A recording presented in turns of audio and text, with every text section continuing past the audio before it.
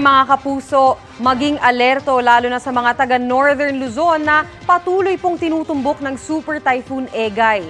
Dahil sa unti-unting paglapit ng napakalakas na bagyo, itinaas na ng Pag-asa ang signal sa signal number 5. Yan po ay sa eastern portion ng Babuyan Islands.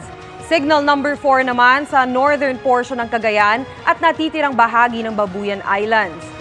Nasa ilalim ng signal number 3 ang northeastern portion ng Isabela, rest of Cagayan, Apayao, Ilocos Norte, northern portion ng Kalinga, Batanes at northern portion ng Abra. Signal number 2 naman sa natitirang bahagi ng Isabela, northern at central portions ng Aurora, Quirino at rest of Kalinga.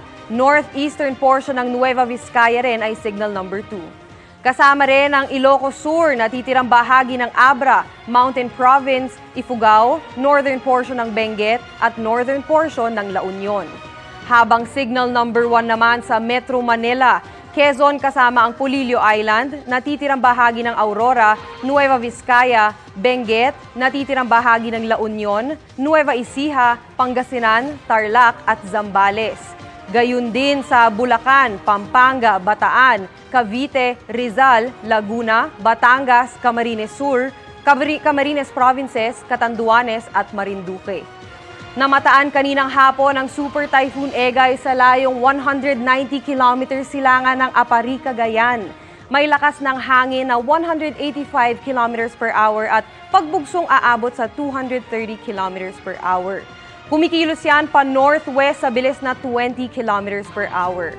Ayon sa Pag-asa, posibleng maglandfall o dumaan ito malapit sa Babuyan Island o northeastern part ng mainland Cagayan ngayong gabi o bukas ng umaga.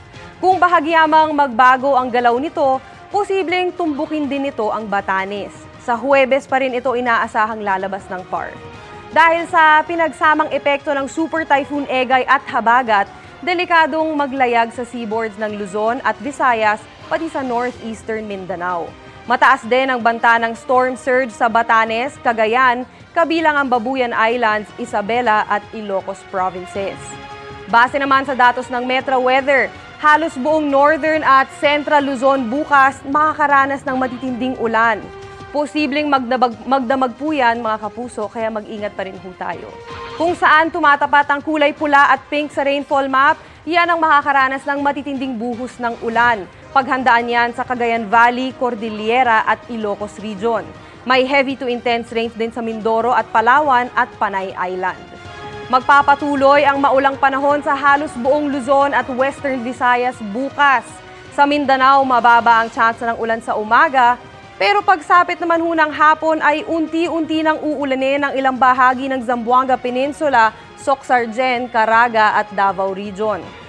Sa Metro Manila naman, halos buong araw ang pag-ulan. Posibleng malawakan yan, kaya huwag kalimutang magdala ng panangga sa ulan at doble ingat lalo na ho sa mga nagko-commute. At yan muna ang latest sa lagay ng panahon. Ako po si Maureen Shrivers para sa GMA Integrated News Weather Center. Maasahan anuman ang panahon. Good news mga kapuso! Maaari niyong mapanood ang 24 oras at iba pa naming mga newscast sa aming YouTube channel.